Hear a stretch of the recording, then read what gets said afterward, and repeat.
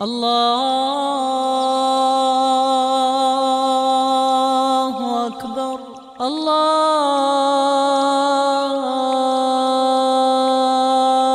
اکبر۔ الحمدللہ رب العالمین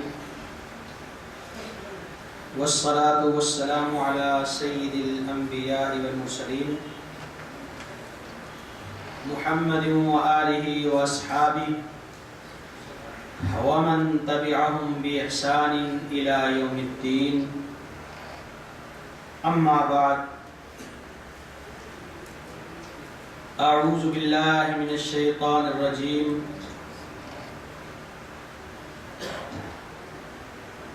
وأمر أهلك بالصلاة واصطبر عليها لا نسألك رزقا نحن نرزقك والعاقبة للتقوى۔ تمام قسم کی تعریفات و تحمیدات اللہ وحدہ لا شریک کے لیے زیبا ہیں۔ بے شمار درود و سلام حضرت محمد رسول اللہ صلی اللہ علیہ وسلم پر۔ حضرات، دنیا میں کوئی ملک، کوئی معاشرہ، کوئی نظام اور کوئی سسٹم ایسا نہیں ہے جس معاشرے اور سسٹم کے کچھ قوانین نہ ہوں، اس کی طرف سے وہاں کے رہنے والوں پر کچھ فرائض عائد نہ ہوں، کچھ حدود نہ ہوں، قیود نہ ہوں۔ اگر کہیں ایسا ہے تو سچی بات یہ ہے کہ وہ سسٹم اور نظام اور معاشرہ ہی نہیں ہے، بلکہ کہتے ہیں کہ جنگل میں رہنے والے انسان اور قبائل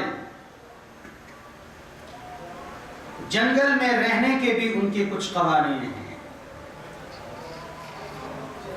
انسان تو انسان ہیں، حیوان، چرند اور پرند، وحشی جانوروں کے بھی رہنے کے کچھ قوانین ہیں۔ تو یہ کائنات جو اللہ کی بسائی ہوئی کائنات ہے،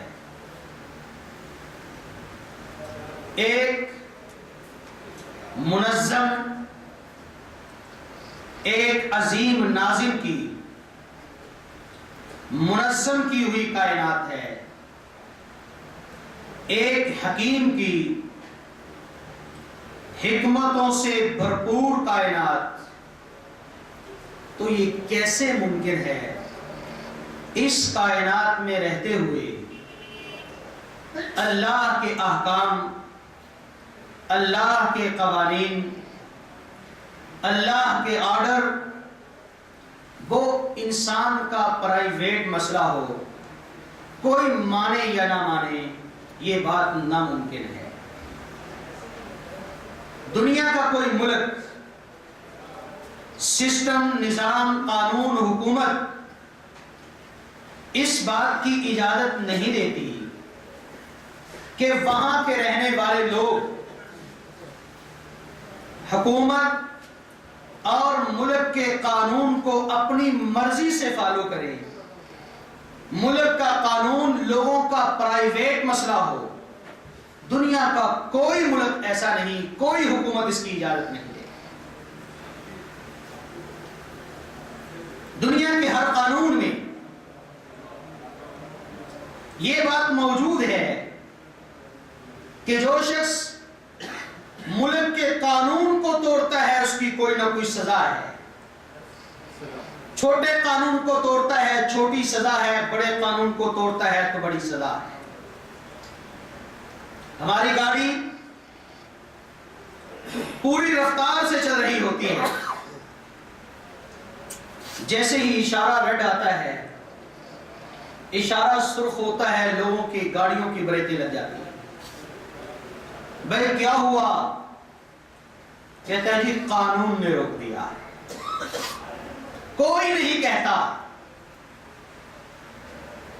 کہ قانون کو ماننا نہ ماننا میرا پرائیویٹ مسئلہ ہے، میرا ذاتی معاملہ ہے، میں اشارے پر رکوں یا نہ رکوں میری مرضی ہے، میں سڑک کے رائٹ پر چلوں یا لیفٹ پر چلوں یہ میرا معاملہ ہے۔ کوئی نہیں کہتا اور کوئی حکومت اس کی اجازت نہیں دیتی، لیکن ہم مسلمان بھی ہیں، ہم اپنے آپ کو اللہ کا بندہ بھی کہتے ہیں، اس کے باوجود جب بات اللہ کے احکام کی آتی ہے، اللہ کے آرڈر کی بات آتی ہے، ہم فوراً یہ کہہ دیتے ہو جی مذہب ایک پرائیویٹ مسئلہ ہے، کوئی مانے یا نہ مانے، اس پر چلے یا نہ چلے، یہ اس کا ذاتی فعل ہے، یہ اس کی اپنی مرضی ہے۔ عزیزو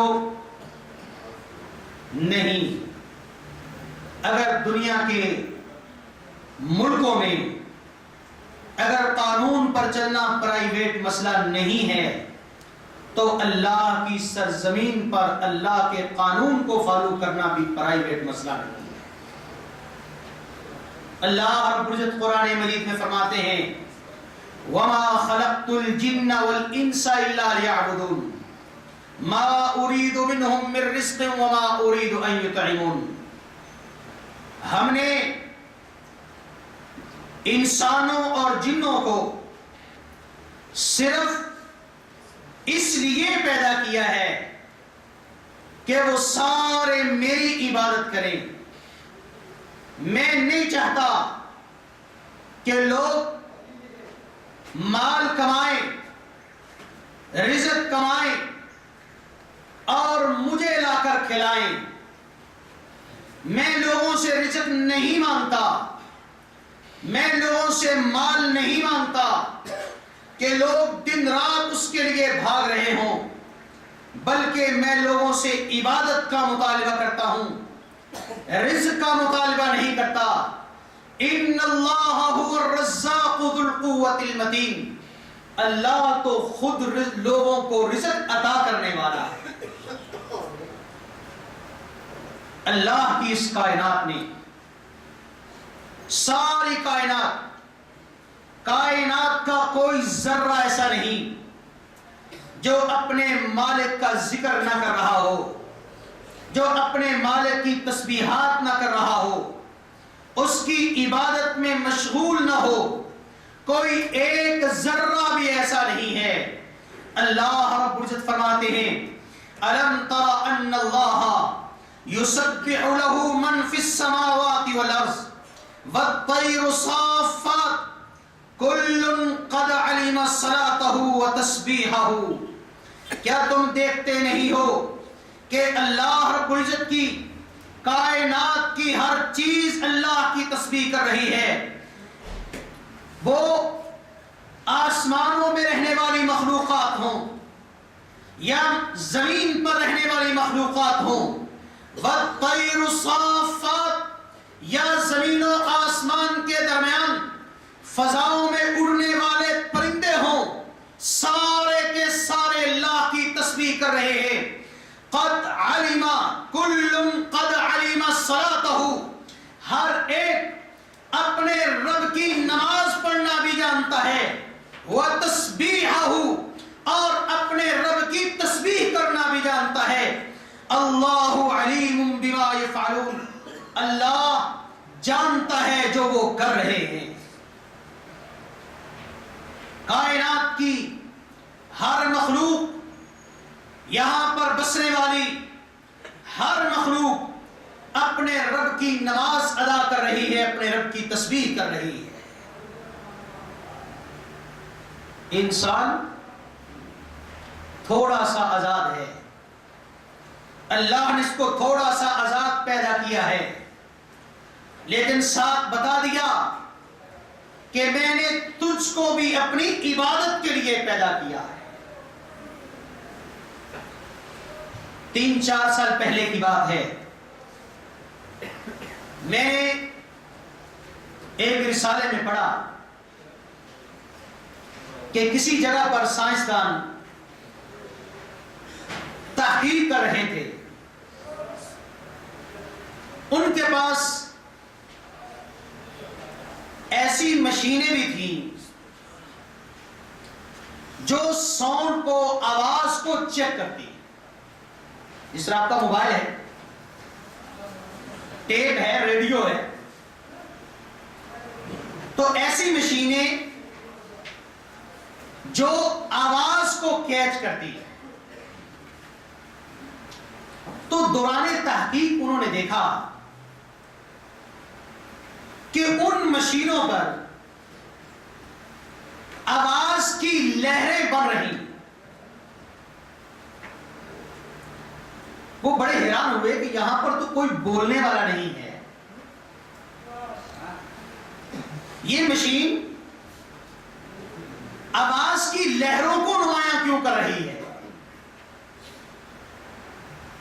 اب اس پر تحقیق کرنے لگے، مشین کو ادھر گھمایا، ادھر دیکھا، ادھر کر کے دیکھا۔ ان کو یہ محسوس ہوا کہ ہمارے پاس جو پودے ہیں ان کے اندر سے آواز کی لہریں نکل رہی۔ انہوں نے مشین ان کے قریب کی، پودوں کے ساتھ منسلک کی، تو مزید بات واضح ہوئی کہ وہ آواز کی لہریں 1 سیکنڈ میں تقریباً 10 مرتبہ ان پودوں سے نکل کر اوپر کو جا رہی۔ سائنسدان بڑے حیران ہوئے کہ پودے بھی بولتے ہیں، بھی بولتے ہیں تو کیا بولتے ہیں؟ کچھ خبر نہیں۔ ان میں ایک ہندوستان کا مسلمان سائنسدان بھی موجود تھا۔ اس نے کہا ہاں، حیران ہونے کی بات نہیں ہے، پودے بولتے ہیں، اور میں تمہیں یہ بھی بتا سکتا ہوں کہ یہ کیا بولتے ہیں۔ دوسروں نے کہا تمہیں کیسے پتا ہے؟ اس نے کہا صرف مجھے پتا ہی نہیں ہے، 1400 سال پہلے آنے والی ہماری کتاب میں بھی لکھا ہوا ہے۔ کیا بولتے ہیں؟ کہا اللہ کی کتاب کہتی ہے کہ یہ اللہ کی تسبیح کرتے ہیں، اللہ کی تسبیح کرتے ہیں، اللہ کی نماز ادا کرتے ہیں۔ عزیزو، اللہ رب العزت نے ہمیں تو پیدا ہی اپنی عبادت کے لیے کیا ہے، ساری کائنات کو ہماری خدمت کے لیے بنایا ہے، ہماری خدمت کے لیے، اور ہم انسانوں کو اپنی عبادت کے لیے پیدا کیا ہے۔ لیکن ہماری حالت یہ ہے کہ کائنات کی وہ چیزیں جو ہماری خدمت کے لیے تھیں، آج انسان اپنے راستے سے ایسا بھٹکا کہ ان چیزوں کی خدمت میں لگ گیا ہے۔ دیکھا ہے لوگوں کو، صبح صبح اٹھتے ہیں، اپنے کتے کا رسہ کھولتے ہیں اور کتے کو ٹہلانے کے لیے لے جاتے ہیں۔ آپ نے دیکھا ہوگا کسی نے تیتر رکھا ہوا ہے، کسی نے ہاتھ میں بٹیر پکڑا ہوا ہے، کوئی کسی چیز کی خدمت میں لگا ہوا ہے، کوئی کسی چیز کی خدمت کر رہا ہے، نہیں کر رہا تو اپنے مالک کی خدمت کو بھولا ہوا ہے۔ تو اللہ رب العزت کی عبادات میں سب سے اہم ترین عبادت وہ نماز کی عبادت ہے۔ یہ عبادت وہ ہے جو شروع سے لے کر حضرت محمد رسول اللہ صلی اللہ علیہ وسلم کے دین تک ہر دین میں، ہر شریعت میں رہی، اور یہ ایسی عبادت ہے کہ جو ہمیں سب سے زیادہ رب کے قریب کرتی ہے۔ یہ ایسی عبادت ہے جو ساری عبادتوں سے زیادہ کی جاتی ہے۔ یہ ایسی عبادت ہے جو مسلمان ہونے کے بعد سب سے پہلے انسان پر فرض ہوتی ہے۔ سارے احکام زمین پر نازل ہوئے، لیکن نماز اتنی اہم عبادت تھی، اتنی عظیم عبادت تھی کہ سرور کونین کو آسمانوں پر بلایا، معراج پر۔ اور یہ ایسی عبادت، ہر عبادت کا ذکر، ہر عبادت کا حکم اللہ رب العزت نے زمین پر جبریل کے ذریعے بھیجا، اور یہ اسلام کی واحد عبادت ہے جس کے لیے سرور کونین کو بلایا گیا، اور جبریل کے ذریعے نہیں، کسی واسطے سے نہیں، اللہ نے ڈائریکٹ اپنے نبی محمد رسول اللہ صلی اللہ علیہ وسلم کو اس کا حکم دیا۔ کیوں؟ اس لیے کہ یہ نماز، یہ عبادت، یہ مومن کی بھی معراج ہے، یہ مومن کی بھی معراج ہے۔ جس طرح معراج میں سرور کونین نے اللہ سے ڈائریکٹ باتیں کی ہیں، لیکن یاد رکھنا پردے کے پیچھے سے کی۔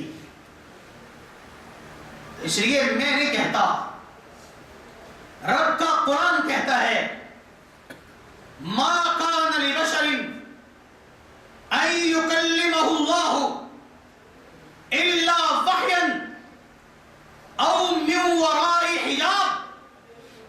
کسی انسان کے لیے یہ ممکن نہیں کہ اللہ اس سے بات کرے مگر اللہ وحی کے ذریعے بات کرتا ہے، یا پردے کے پیچھے سے بات کرتا ہے۔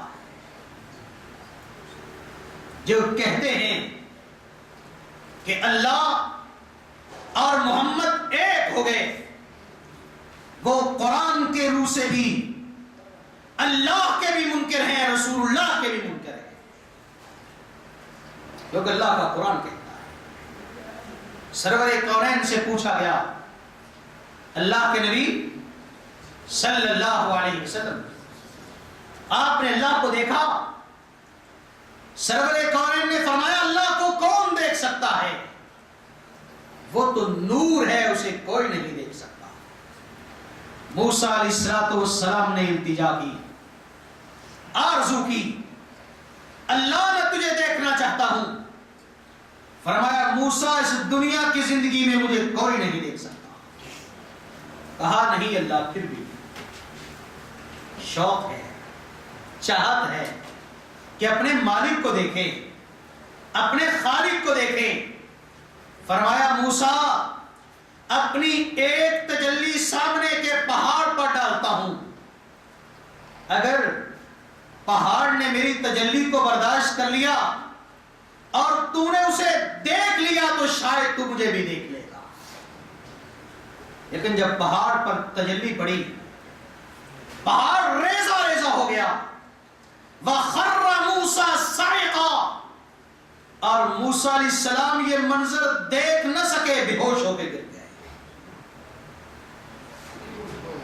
تو نماز وہ ہے جس کا ذکر، جس کا حکم اللہ نے عرش پر دیا، سرور کونین کو ڈائریکٹ دیا، اور جو مسلمان نماز پڑھتا ہے یہ مسلمان کی معراج ہوتی ہے. کیوں؟ کہ جب بندہ نماز پڑھتا ہے تو یہ اللہ سے باتیں کر رہا ہوتا ہے، اور یہ یک طرفہ باتیں نہیں ہیں. یہ بھی بات ذہن میں رکھنا. صحیح مسلم کی روایت ہے، سرور کونین حضرت محمد رسول اللہ صلی اللہ علیہ وسلم فرماتے ہیں، جب بندہ سورۃ فاتحہ کا آغاز کرتا ہے، بندہ کہتا ہے الحمدللہ رب العالمین، اللہ اس کا جواب دیتے ہیں. اللہ اپنے بندے پر فخر کرتے ہیں کہ دیکھو میرا رب، میرا بندہ میری تعریف کر رہا ہے. بندہ کہتا ہے الرحمن الرحیم، اللہ کہتے ہیں دیکھو میرا بندہ میری صفات بیان کر رہا ہے، میری رحیمیت کا اقرار کر رہا ہے. بندہ کہتا ہے مالک یوم الدین، اللہ پھر جواب دیتے ہیں. بندہ کہتا ہے ایاک نعبد و ایاک نستعین، اللہ پھر بول کر اس کو جواب دیتے ہیں. تو یہ نماز مومن کی معراج ہے. اس لیے اسلام کے ارکان میں مسلمان بننے کے بعد، کلمہ اپنی زبان سے ادا کرنے کے بعد، سب سے پہلی جو چیز بندے پر فرض ہوتی ہے وہ نماز ہوتی ہے. یہ نبیوں کی عبادت، یہ اولیاء کی عبادت، یہ سب سے عظیم عبادت ہے. اللہ رب العزت فرماتے ہیں اقیم الصلاۃ لذکری، مجھے یاد کرنے کے لیے، میرا ذکر کرنا چاہتے ہو تو میرے ذکر کے لیے نماز ادا کرو، نماز ادا کرو. حضرت اسماعیل علیہ السلام کا تذکرہ کرتے ہوئے فرمایا وَكَانَ يَأْمُرُ أَهْلَهُ بِالصَّلَاةِ. اسماعیل علیہ السلام نہ صرف نماز پڑھتے تھے بلکہ اپنے اہل و عیال کو نماز پڑھایا بھی کرتے تھے. صرف نماز پڑھنا فرض نہیں ہے، گھر والوں کو نماز پڑھانا بھی فرض ہے، ان کی نگرانی کرنا بھی فرض ہے کہ بیوی پڑھتی ہے یا نہیں پڑھتی، بیٹی پڑھتی ہے یا نہیں پڑھتی، بیٹا نماز میں کوتاہی تو نہیں کرتا. جس طرح باقی معاملات کی آپ نگرانی کرتے ہیں، اسی طرح نماز کی نگرانی کرنا بھی آپ پر فرض ہے. فرمایا وَكَانَ يَأْمُرُ أَهْلَهُ بِالصَّلَاةِ وَالزَّكَاةِ، وہ اپنے گھر والوں کو نماز کا حکم دیتے تھے اور زکات کا، باقی کا حکم دیتے تھے. وَكَانَ عِنْدَ رَبِّهِ مَرْضِيًّا، اس وجہ سے ان کا مقام وہ ہے جس سے رب راضی ہے. وہ ایسے مقام پر ہیں، اس مقام پر جو پہنچتا ہے رب ان سے راضی ہو جاتا ہے. جو رب کو سجدہ کرتا ہے، جو سب رب کے سامنے جھکتا ہے. اور نبی صلی اللہ علیہ وسلم کو اللہ رب العزت نے حکم دیتے ہوئے کہا وَأْمُرْ أَهْلَكَ بِالصَّلَاةِ وَاسْتَبِرْ عَلَيْهَا. اے محمد صلی اللہ علیہ وسلم، اور نبی صلی اللہ علیہ وسلم کے ذریعے سے ہمیں حکم دیا کہ لوگوں اپنے گھر والوں کو نماز پڑھنے کا حکم دو، وَاسْتَبِرْ عَلَيْهَا، اور اس پر جم جاؤ، پابندی کرو. لا نسألک رزقا، ہم تم سے رزق نہیں مانگتے. کس کے پیچھے بھاگ رہے ہیں؟ دن رزق کے پیچھے، رات رزق کے پیچھے. بستر پر لیٹتے ہیں تو پروگرام رزق کمانے کے.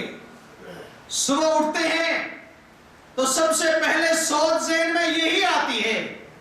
اللہ فرماتے ہیں لا نسألک رزقا، ہم تم سے رزق نہیں مانگتے. جاؤ رزق نہ کماؤ،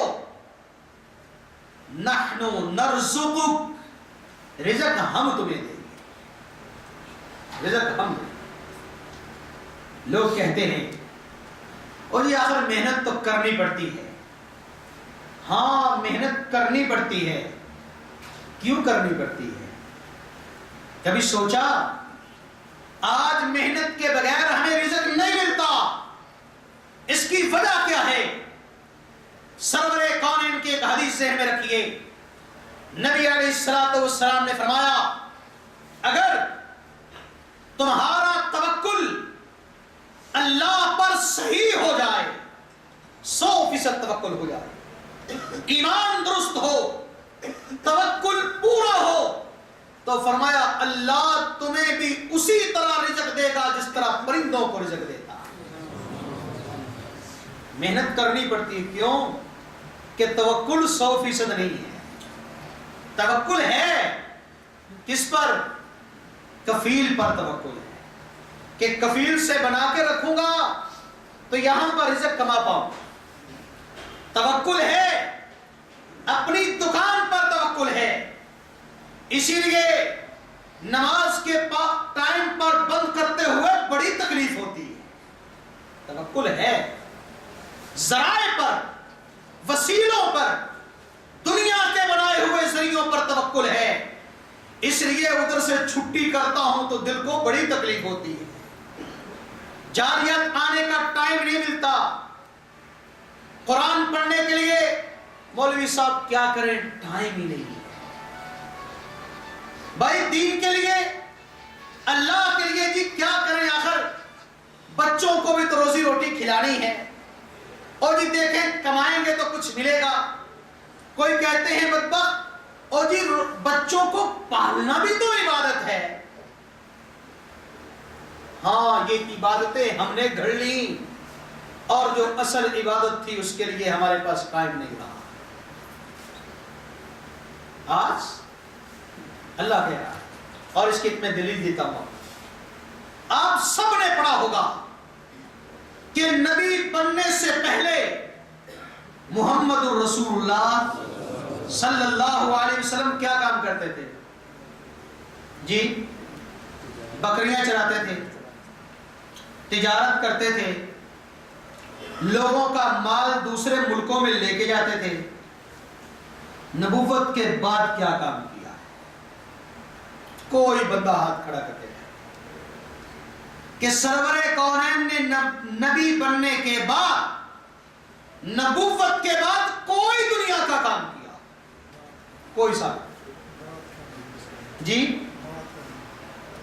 دعوت کا کام نہیں، دنیا کمانے کے لیے، رزق کے لیے، کھانے کے لیے کوئی کام کیا ہو؟ بچے تھے یا نہیں؟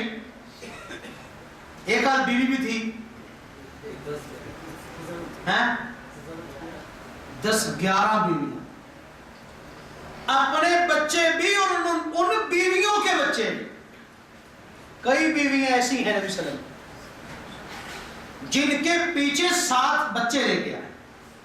جب نبی صلی اللہ علیہ وسلم سے شادی کی تو پچھلے خامد کے بچے تھے، عرض کی اللہ کے نبی میرے بچے ہیں، ان کو کون پالے گا؟ فرمایا میں پالوں۔ سرور کونین نے اپنے بچوں کو بھی پالا، بیویوں کو بھی پالا، اور بیویوں کی اولاد کو بھی پالا، اور کام کیا کیا؟ کتنے بچے بھوک سے مرے؟ نہیں نا؟ اس کا مطلب ہے ہمارے ذہن کے اندر خرابی ہے، ہمارے ایمان میں کمزوری ہے، کہ ہم یہ سمجھتے ہیں کہ اس کے بغیر ہم کھا نہیں پائیں گے، ہمیں رزق نہیں ملے گا، دکان کھولوں گا تو رزق ملے گا، اور اگر نماز ہی پڑھتا رہا تو پھر کھاؤں گا کہاں سے؟ میں کہتا ہوں اس مثال کو چھوڑیے، آج کوئی بتا دے کہ کوئی مولوی بھوکا مرا؟ نماز پڑھنے والے بھوکے مرتے ہیں؟ کسی مولوی نے خودکشی کی ہو؟ کسی مولوی نے تنخواہ بڑھانے کے لیے ہڑتال کی ہو؟ کبھی मौलवी साहब ने कहा मैं नहीं नमाज पढ़ाता, तनख्वाह पढ़ाओगे तो नमाज पढ़ाऊंगा। कभी ऐसा हुआ? कभी सुना हो? तो फिर भी कहते हो कि कमाएंगे तो खाएंगे। तो बात कहीं दूसरी तरफ ना निकल जाए। भाइयों, बात बड़ी सीधी सी है कि इबादत हमारी जिम्मेदारी है और रिज़्क देना मालिक की जिम्मेदारी है। आज हमारे सारे मसाइल, सारी मुश्किलात, सारी मुसीबतों की जड़ सिर्फ एक बात है। वो बात यह है कि हमने अपनी जिम्मेदारी छोड़ दी और अल्लाह की जिम्मेदारी अपने हाथ में कर ली। रिज़्क देना अल्लाह की जिम्मेदारी थी, नमाज पढ़ना हमारी जिम्मेदारी थी। हमने कहा नहीं, रिज़्क हम खुद कमाएंगे, पैसा हम कमाएंगे। और जब अल्लाह की जिम्मेदारी हमने संभाल ली, हम इतने ताकतवर न थे, हम कमजोर हैं, हम ताकतवर नहीं, रिज़्क के वसाइल हमारे हाथ में नहीं। जब हमने अल्लाह की जिम्मेदारी अपने हाथ में ले ली तो फिर इतने तंग हुए कि इबादत के लिए, दूसरे कामों के लिए हमारे पास वक्त ही नहीं बचा। आज रिज़्क के पीछे इतना भाग रहे हैं कि ना बीवी का ख्याल है, ना बच्चों का ख्याल है। घर में लड़ाइयां बढ़ गई, बीवियां, औरतें तलाक़ें ज्यादा लेने लगी, घर के अंदर मसाइल खड़े हो गए, रिश्तेदारों में मसाइल खड़े हो गए, क्योंकि रिश्तेदारों को देने के लिए टाइम नहीं है, बीवी को देने के लिए टाइम नहीं है, बच्चों को देने के लिए नहीं है। टाइम कहां गया? सारा रिज़्क के पीछे टाइम चला गया। अगर हम यही टाइम अल्लाह को देते और अल्लाह सारी कायनात को हमारी खिदमत पर लगा देता। कभी मौका मिला तो इस पर स्पेशल बात करूंगा कि रिज़्क बढ़ता कैसे, बगैर कमाए मिलता कैसे। शायद इतनी बात से भाइयों का दिल मुतमईन ना हो, कुछ चेहरे मुझे मुस्तरब नजर आ रहे हैं। तो मेरे भाइयों, बड़ी सीधी सी बात है, कायनात में रिज़्क के जितने वसाइल हैं उनकी बुनियाद ये जमीन है, जमीन की ज़राअत है, जमीन की मादनियात है। और ज़राअत का जरिया क्या है? वो पानी है। पानी किसके हाथ में है? अल्लाह के हाथ में। अगर अल्लाह इस जरिए को वाफर कर दे, जमीन के खजानों को खोल दे, और अल्लाह रब्बुल इज्जत ने कुरान मजीद में फरमाया है, अगर तुम ईमान ले आओ, तकवा इख्तियार कर लो, मैं ऊपर से भी रहमत बरसाऊंगा, नीचे जमीन के अंदर से भी बरकत निकाल के तुम्हें मालामाल कर दूंगा। भाइयों, हमारा काम इबादत है, और इबादत में अहम चीज वो नमाज है। सबसे अफजल इबादत नमाज की इबादत है। नबी सल्लल्लाहु अलैहि वसल्लम नबुव्वत के बाद दुनिया का कोई काम नहीं किया है तो एक नमाज पढ़ी। नमाज कितनी पढ़ी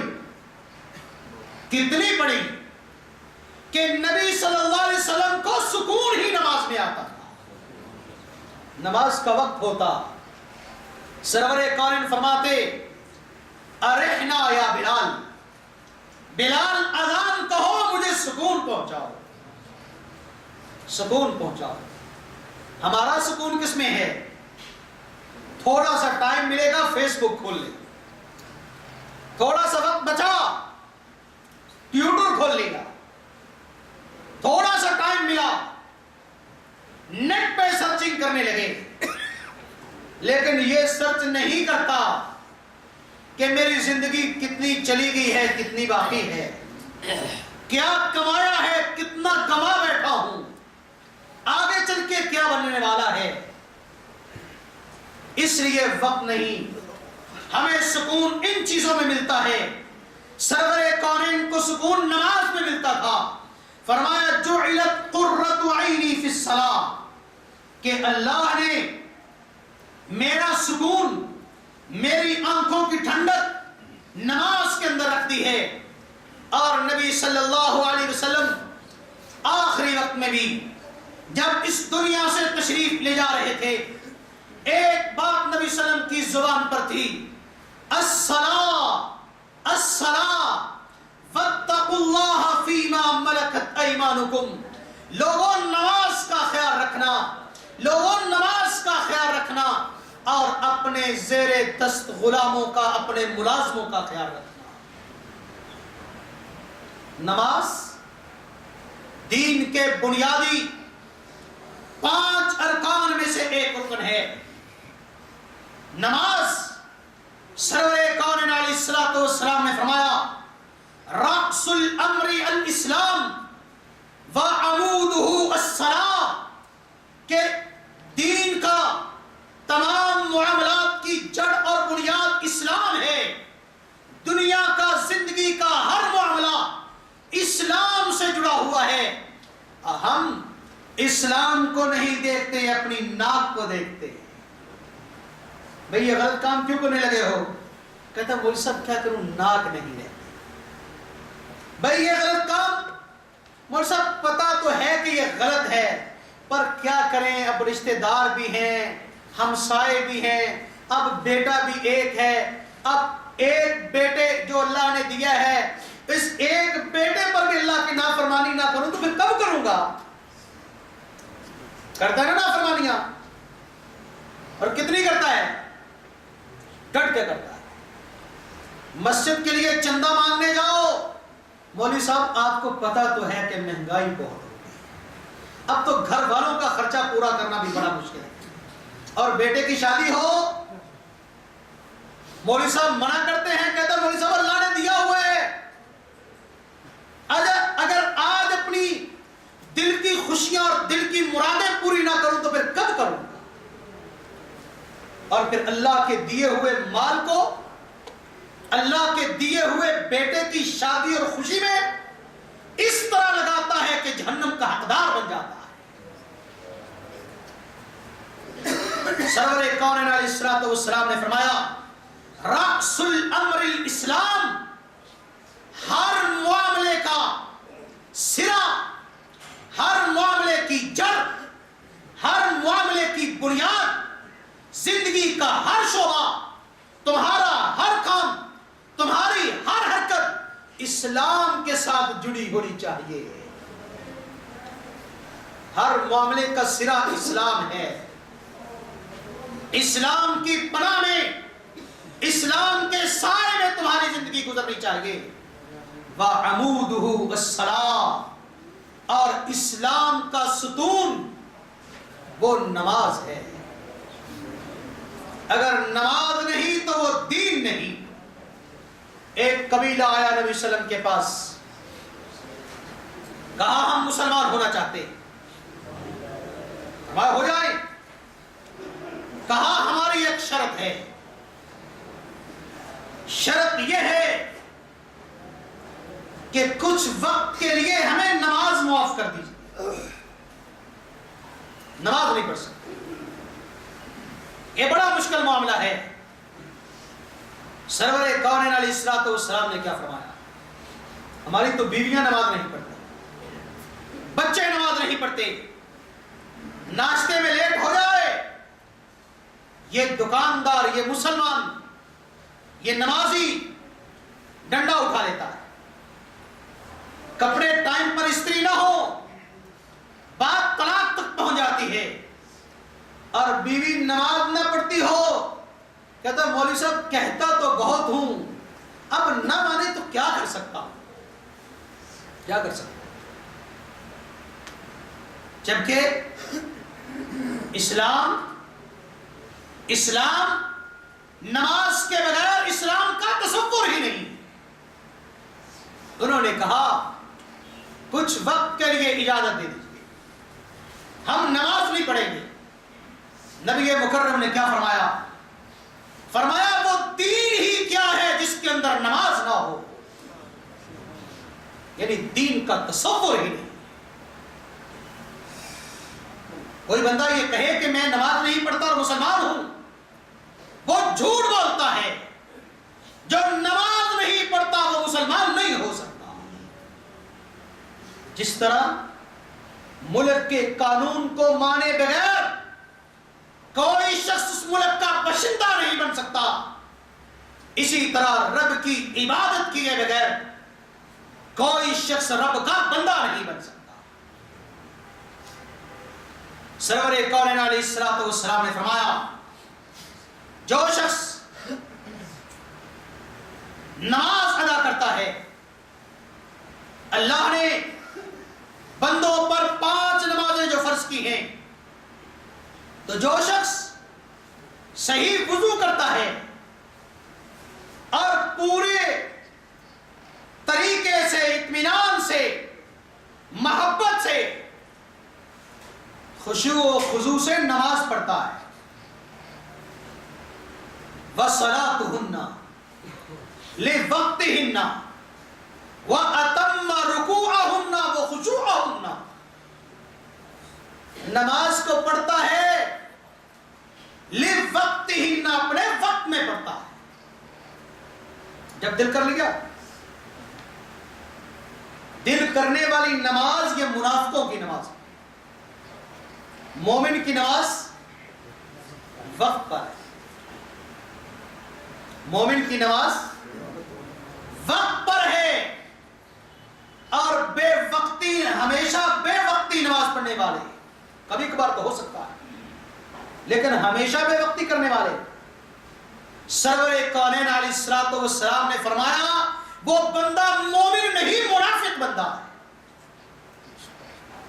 فرمایا یہ منافق بندے کی نماز ہے، بیٹھا رہتا ہے، ٹائم کو دیکھتا رہتا ہے، وقت دیکھتا رہتا ہے، ابھی ہے ٹائم، ابھی ہے ٹائم، بیٹھے رہتے نا۔ بہت کم بھائی ہیں جو اذان سن کے مسجد میں جاتے ہیں، نمازیوں میں، جو بے نمازی کو سائڈ پہ کر دیں گے۔ نمازیوں میں بھی کم ہیں جو اذان سن کے مسجد میں جاتے ہیں۔ کسی مسجد میں جا کر دیکھیں، اقامت کے بعد آنے والے زیادہ ہوتے ہیں یا اذان کے بعد آنے والے زیادہ ہوتے ہیں؟ بیٹا وقت دیکھتا رہتا ہے، ابھی ہے وقت۔ فرمایا جب وقت ختم ہونے لگتا ہے پھر بھاگتا ہے اور جا کر نماز نہیں پڑھتا بلکہ مرغے کی طرح ٹھونگے مارتا ہے، کفے کی طرح ٹھونگے مارتا ہے۔ فرمایا 4 ٹھونگے مار کے واپس آ جاتا ہے۔ سرور کونین نے فرمایا یہ نماز منافق بندے کی نماز ہے۔ مومنوں پر نماز وقت پر فرض ہے۔ وَأَتَمَّ رُكُوعَهُنَّ، اور اپنے رکوع و سجود کو پورا کرتا ہے۔ ہمارے یہاں دیکھا نا بھائیوں، رکوع سے سیدھا سجدے میں، سیدھا سجدہ، اس اتنی سپیڈ سے نماز پڑھتے ہیں، بلکہ کئی تو لوگ کیا، ہمارے مولوی اتنی سپیڈ سے پڑھتے ہیں۔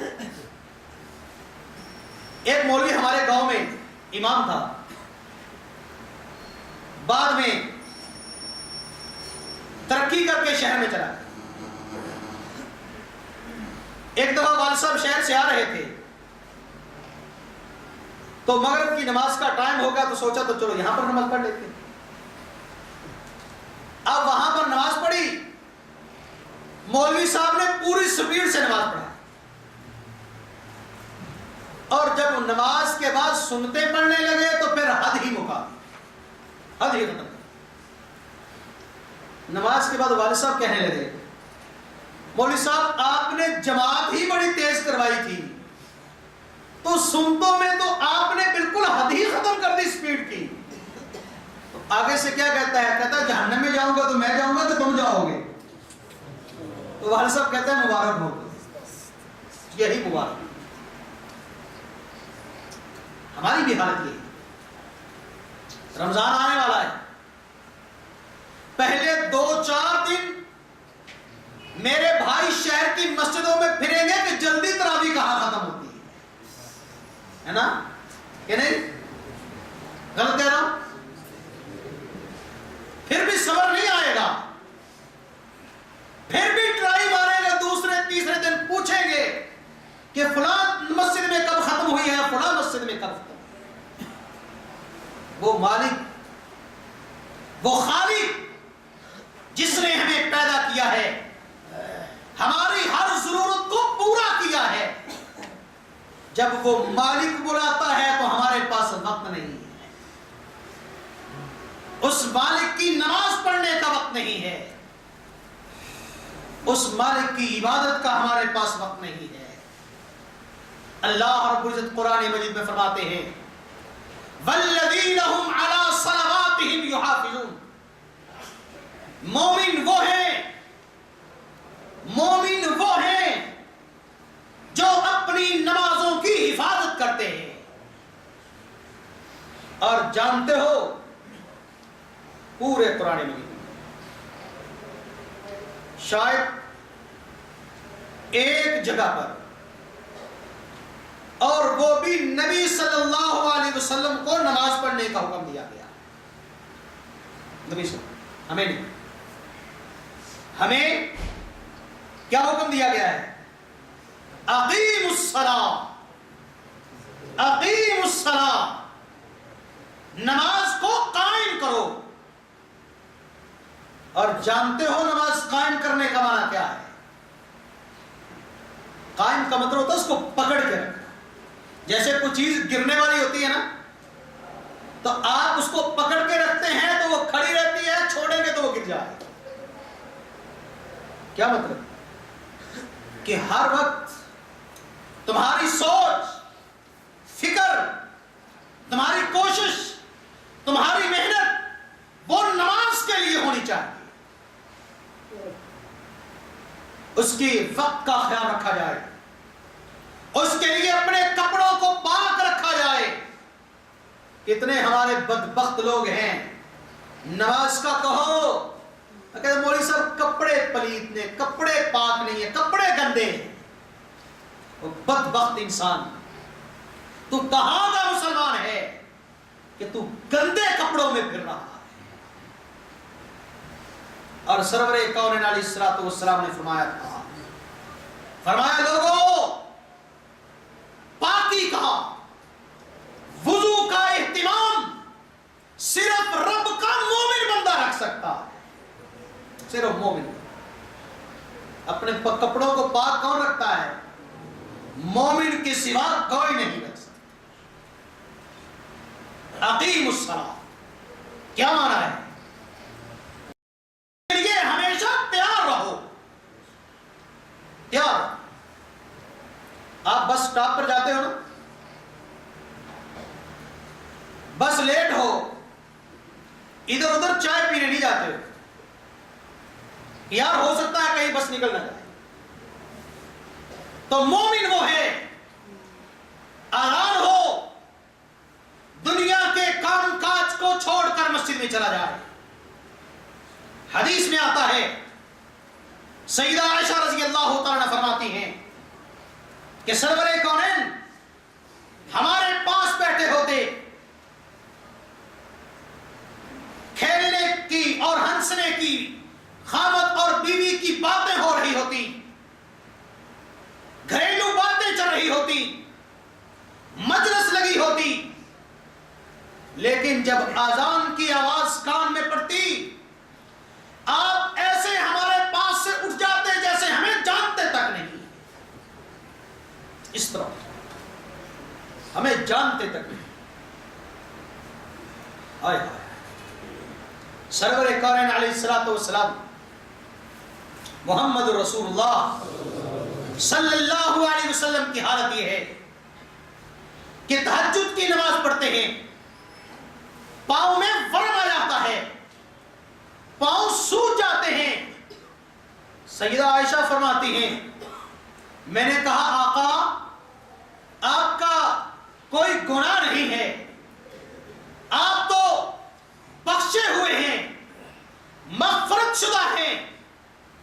اتنی محنت کیوں؟ سرور کون علیہ الصلوۃ والسلام کے الفاظ کیا تھے؟ فرمایا عائشہ کیا میں اپنے رب کا شکر گزار بندہ نہ بنوں؟ یہ صرف شکر ہے، یہ شکر ہے، یہ اللہ کی نعمتوں کا بدلہ نہیں، یہ صرف اللہ کی نعمتوں کا شکر ہے۔ قیامت کا دن ہوگا، سرور کونین علیہ الصلوۃ والسلام نے فرمایا قیامت کے دن سب سے پہلا حساب وہ نماز کا لیا جائے گا، پہلا حساب۔ کیوں؟ اس لیے جس کی نماز صحیح ہے پکی بات ہے اس کے دوسرے معاملات بھی صحیح ہوں گے۔ اور ہمارے ماسٹر بتاتے ہیں نا بچوں کو کہ جب پیپر آئے تو پہلا سوال وہ کرنا جو پوری طرح تمہیں آتا ہو، پہلے وہ سوال۔ تو فرمایا قیامت کے دن پہلا سوال، پہلا حساب وہ نماز کے بارے میں ہوگا۔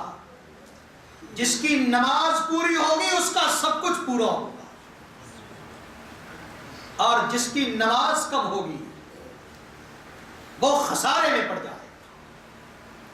جس کی نماز پوری نہ ہوگی، سرور کائنات نے فرمایا جو نماز پڑھنے والا ہے وہ کس کی صف میں کھڑا ہوگا؟ نبیوں کی صف میں، صالحین کی صف میں، اور بے نماز بھی شاید اسی صف میں ہوگا کہ نہیں؟ کہاں ہوگا؟ مع قارون و فرعون و حامان، وہ فرعون کی صف میں ہوگا، وہ قارون کی صف میں ہوگا، وہ حامان کی صف میں ہوگا، وہ ابی بن خلف کی صف میں ہوگا۔ اور علماء نے لکھا اللہ کے نبی نے اتنے کافروں کا تذکرہ کیوں کیا؟ اس لیے کہ جس کی کرسی اس کو نماز سے روکتی ہے وہ فرعون کے ساتھ کھڑا ہوگا، جس کا پیسہ نماز سے روکتا ہے، جس کی دولت اس کو نماز سے روکے ہوئے ہے، وہ قارون کے ساتھ کھڑا ہوگا۔ جس کے عہدے، جس کی ملازمت اس کو نماز سے روکے ہوئے ہیں، وہ حامان کے ساتھ کھڑا ہوگا۔ ذرا ہم بھی سوچیں ہم کہاں کھڑے ہوں گے، ہم کہاں کھڑے ہوں گے؟ اور نماز پڑھنے والے، نماز پڑھنے والے، رب کو سجدہ کرنے والے جنت میں جا رہے ہوں گے۔ جنت سے پہلے ایک منظر اور آپ کے سامنے رکھتا ہوں۔ اللہ رب العزت قیامت کے دن اپنی پنڈلی سے، اپنے پاؤں سے نور کے پردوں کو ہٹائیں گے۔ میدان محشر نور سے بھر جائے گا۔ مومن جب نور کو دیکھیں گے، نور کا مشاہدہ کریں گے، اتنے خوش ہوں گے کہ بے ساختہ بھاگ چلیں گے، رب کے سامنے سجدہ ریز ہو جائیں گے۔ کچھ وہ لوگ بھی ہوں گے بھاگیں گے، اس لیے کہ قیامت کے دن جو سجدہ کرے گا وہ سجدہ نہیں ہوگا، وہ جنت کا ٹکٹ ہوگا۔ جو سجدہ کرے گا وہی جنت میں جائے گا۔ کچھ اور لوگ بھی بھاگیں گے، سجدے میں جانے لگیں گے، ان کی کمریں تختہ بن جائیں گی، سخت ہو جائیں گی۔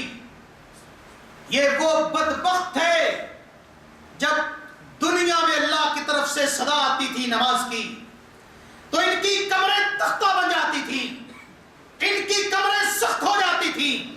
جو دنیا میں سجدہ نہیں کرتا تھا وہ قیامت کے دن بھی سجدہ نہیں کر پائے گا۔ اور جو قیامت کے دن سجدہ نہیں کر پائے گا وہ جنت میں کبھی نہیں جا سکے گا۔ حدیث میں آتا ہے قیامت کے دن کچھ ایسے لوگ بھی ہوں گے، بات ختم کرتے ہیں،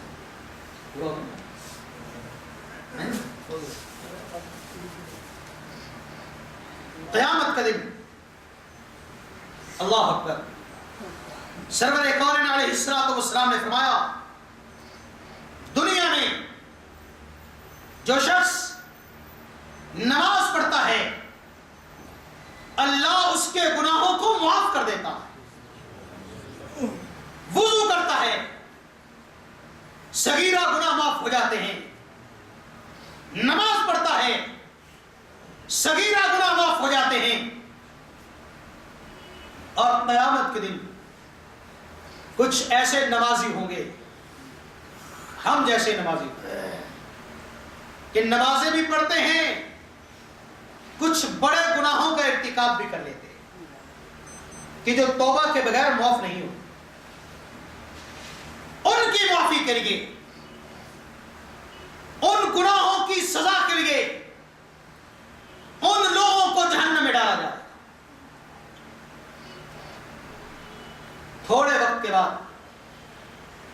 اللہ کی رحمت جوش میں آئے گی، اللہ فرمائیں گے میرے فرشتوں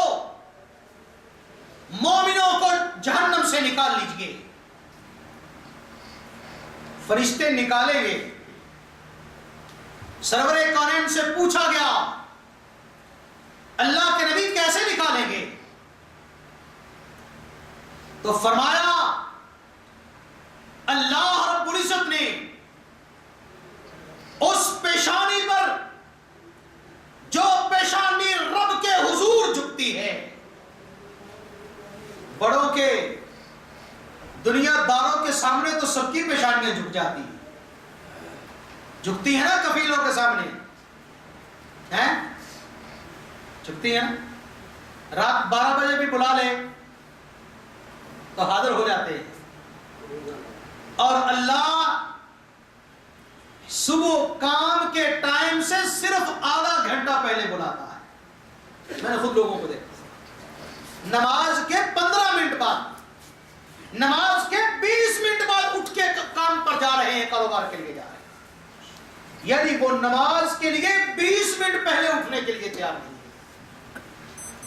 دنیا داروں کی پیشانیاں جھکتی ہیں، لیکن مومن جو اللہ کے سامنے پیشانی کو جھکاتا ہے، اللہ اس کی پیشانی کو پھر دنیا داروں کے سامنے نہیں جھکنے دیتا، یہ پیشانی اللہ کی خاص ہو جاتی ہے۔ اور وہ پیشانی جو رب کے سامنے جھکتی ہے، اللہ فرماتے ہیں جو پیشانی میرے سامنے جھکے گی میں نے اس پیشانی پر جہنم کی آگ کو حرام کر دیا۔ ابراہیم علیہ السلام پر آگ حرام ہوئی تھی نا، کیوں؟ وہ مجسمہ عبادت، مجسمہ توحید تھے، لوگوں نے دنیا والوں نے جلانے کی کوشش کی لیکن جلے نہیں، اور جس کی پیشانی رب کے سامنے جھکے گی جہنم کی آگ بھی اسے جلا نہیں پائے گی۔ فرشتے جہنم میں جائیں گے اور جن کی پیشانیاں آگ سے محفوظ ہوگی انہیں جہنم سے نکال لیا جائے گا، انہیں جہنم سے نکال لیا جائے گا۔ اور فرمایا والذین هم علی صلواتهم یحافظون، وہ لوگ جو نمازوں کی حفاظت کرتے ہیں، اولئک هم الوارثون، وہی لوگ وارث ہیں اللہ پیسے کے، قارون کی دولت کے، فرعون کی کرسی کے، فرمایا نہیں، الذین یرثون الفردوس، وہ فردوس کے وارث ہیں، ہم فیہا خالدون، اسی میں ہمیشہ رہیں گے۔ ایک دوسرا منظر ہے جس کے بعد اپنی بات ختم کرتا ہوں۔ دوست احباب ہمارے دوست بھی ہیں، کچھ ایسے بھی ہیں جو نماز پڑھتے ہیں، کچھ ایسے بھی ہیں جو نماز نہیں پڑھتے، ہے نا ہمارے دوست؟ جنت میں جانے والے دوست بیٹھیں گے، گپ شپ لگائیں گے، جنت میں موج مستیاں ہوں گی، بیٹھے ہوں گے، ایک دوست کہے گا کہ یار ہمارا فلاں دوست نہیں ہے، فلاں روم میٹ کہاں ہے، فلاں بھی ہمارے ساتھ کام کرتا تھا، بڑی گپ شپ لگاتے تھے، چلو اس کو بھی بلاؤ، گپ شپ لگائیں۔ جنت میں دیکھیں گے نظر نہیں آئے گا، اللہ سے پوچھیں گے اللہ ہمارا فلاں دوست کہاں ہے؟ اللہ فرمائیں گے کیا دیکھنا چاہتے ہو؟ اللہ دیکھنا چاہتے ہیں۔ جہنم کو آرڈر ہوگا فلاں بندے کو نکالو، جہنم نیچے سے اس کو اوپر لائے گی، اور جہنم میں لوگوں کی حالت یہ ہوگی جس طرح آپ کی ہڈیا کے اندر سبزی اور گوشت کی حالت ہوتی ہے، اوپر جاتی ہے نیچے آتے ہیں۔ اللہ حکم دے گا، جہنم اوپر لائے گی، جلا ہوا جسم ہے، سیاہ چہرہ ہے، لوگ اپنے دوست کو پہچانیں گے اور پوچھیں گے ہم تو اکٹھے رہتے تھے، یہاں پر اکٹھے کیوں نہیں ہیں؟ ما سلککم فی سقر، ہم جنت میں تم جہنم میں کیوں چلے گئے ہو؟ کیا کہیں گے؟ لم نک من المصلین۔ بس فرق یہ تھا گپ شپ تو اکٹھے کرتے تھے، لیکن جب اذان ہوتی تھی تو مسجد کی طرف چلے جاتے تھے، ہماری کمریں ٹوٹ جایا کرتی، ہم نماز نہیں پڑھتے تھے، اس لیے جہنم میں۔ فخلف من بعدهم خلف اضاعوا الصلاة واتبعوا الشهوات فسوف يلقون غیا۔ وہ نالائق لوگ، جو لوگ اپنی نمازوں کی حفاظت نہیں کرتے، نمازوں کو جنہوں نے ضائع کر دیا اور اپنی خواہشات کے پیچھے لگ گئے، انہیں ہم غی کے اندر ڈالیں گے۔ اور علماء نے لکھا غی کیا ہے؟ فرماتے ہیں غی وہ جہنم کے اندر ایک کنواں ہے جس میں جہنمیوں کے زخموں سے نکلی ہوئی پیپ کو اکٹھا کیا جاتا ہے۔ لوگوں، آج ہماری بیماری یہ ہے کہ جو گناہ عام ہو جائے اس کی اہمیت ہماری نظروں میں کم ہو جاتی ہے۔ آج ہمارے گھروں میں، ہمارے دوستوں میں، ہمارے رشتہ داروں میں ہزاروں لوگ ایسے ہیں جو نماز نہیں پڑھتے۔ شاید یہی کی بات ہے، ہمارے شیخ محترم مقصود الحسن فیضی حافظہ اللہ سے ایک سوال پوچھا گیا تھا، شاید ملاحظہ کی بات ہے کہ اگر کسی باپ کا بیٹا بالغ ہونے کے بعد بھی نماز نہ پڑھے تو باپ کیا کرے؟ تو شیخ صاحب نے ایک جواب دیا تھا، وہ جواب اپنے ذہنوں میں رکھ لیں۔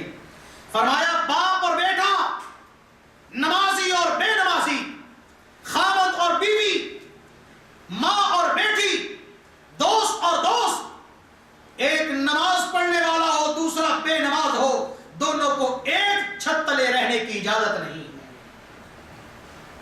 باپ یا بیٹے کو گھر سے نکال دے، نہیں نکال سکتا تو خود نکل جائے، اس لیے کہ نماز کے بغیر نہ ایمان ہے، نہ اسلام ہے، نہ اللہ رب العزت کی کوئی بندگی ہے۔ اس کے علاوہ انسان اللہ کا بندہ، مومن، مسلمان قطعاً نہیں بن سکتا۔ وآخر دعوانا الحمدللہ رب العالمین۔